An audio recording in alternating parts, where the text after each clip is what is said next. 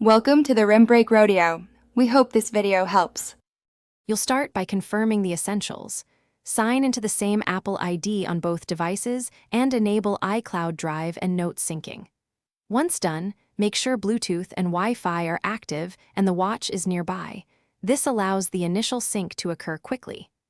Now open Settings on your iPhone, tap your name, select iCloud, and toggle Notes on. This step copies your note metadata to iCloud so the watch can access it.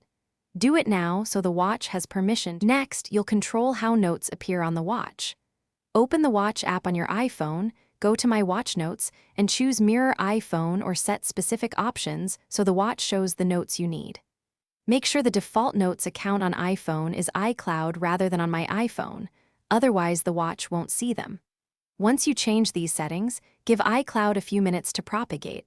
If nothing appears, force quit both Notes and Watch apps and reopen to prompt a refresh. Finally, verify Notes on your Apple Watch by opening the Notes app and browsing or creating a quick note via dictation. This confirms two-way access. If notes are missing, restart both devices and ensure iCloud storage has room. Sometimes signing out and back into iCloud forces a sync. If problems persist, reset sync data from the Watch app under General Reset Sync Data. This rebuilds the contacts and data sync index and often resolves stubborn sync mismatches without erasing content. Thanks for watching. Consider subscribing if we helped you.